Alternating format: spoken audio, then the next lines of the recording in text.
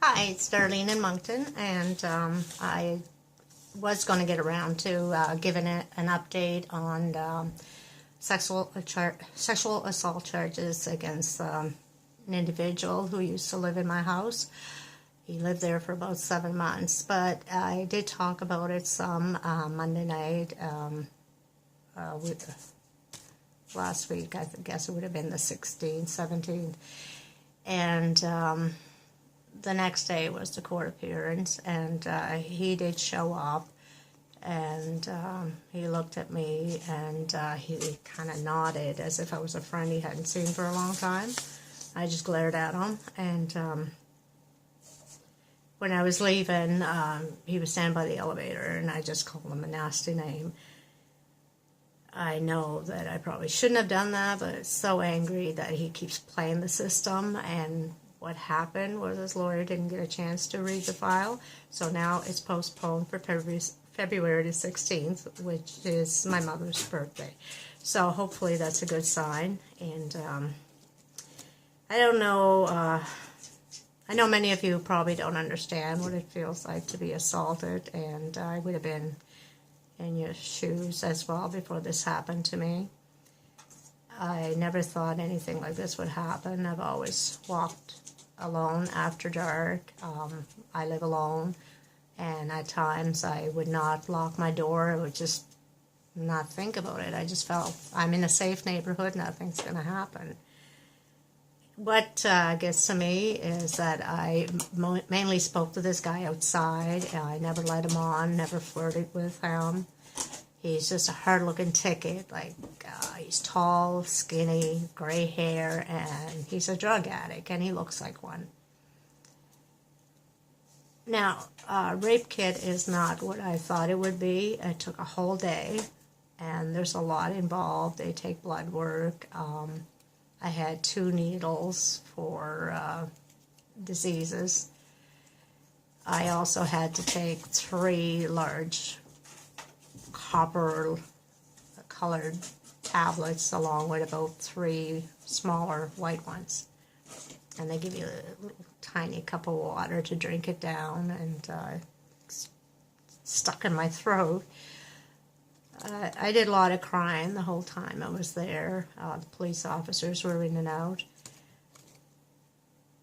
And then later that night, the RN did the exam, and I just shoved the sheet into my face and just cried into it.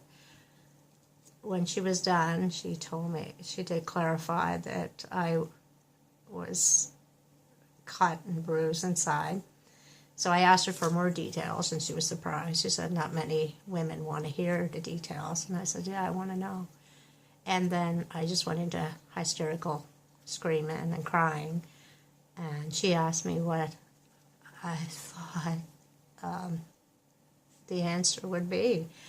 I guess I was still in denial. I didn't want to know. I wanted to be a bad dream, even though I knew it wasn't. But anyway, I'm feeling a lot better than I did. Like, I used to have nightmares. I still have them off and on. I feel safer in the dark, which is odd because it happened in the dark. I would lay in my bed and have pillows like right tight around me all the way down, and I just sink right in them, and I felt safe that way. And the reason, I guess, for being in the dark, I felt like I would hear if somebody was coming, and then I would have time to jump in between the bed and the wall, or just hide in my closet in with the clothing. I am stronger than I thought I would be, and I went a lot further than I thought I would, and I'm going all the way with this. But at times, at the beginning, I wanted to give up. I wanted to end my life. And it's like, why would you do that? You have so much to live for, and I'm still alive. I could have died. Like, for what he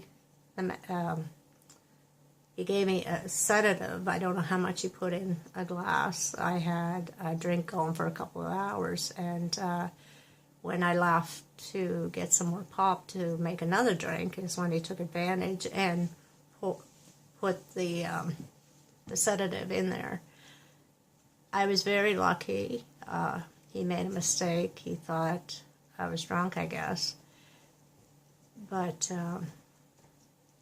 I only had that one drink. I remember passing out and him putting his hands on my shoulders and laughing and saying, "You're okay."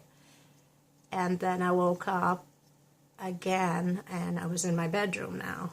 It started in the living room. And I remember a lot of pain. And I said, "Stop." He said, "Okay." I don't know if he walked away then or if he just kept going with the assault.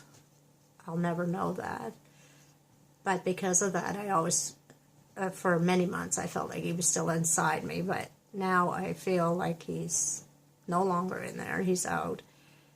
And my mind is healing. My body, my soul, everything is healing. And now I just have to keep going with this and see him go to jail because there's enough charges against him. He's being charged, or I should say there's enough evidence. And he's being charged with drugging me as well as a sexual assault. So I don't know how much time he's going to spend in jail. I know he's not a first-time offender. He's been in trouble in the past with the law. And I am sure he's done this to other women in between. And the women were either too scared or didn't feel like it was real and didn't report it. But anyway, if anything like this ever happens to you or anyone you know, please make sure you report it so it doesn't happen to the next person. Be brave, be strong, and thank you for listening, and have a great evening.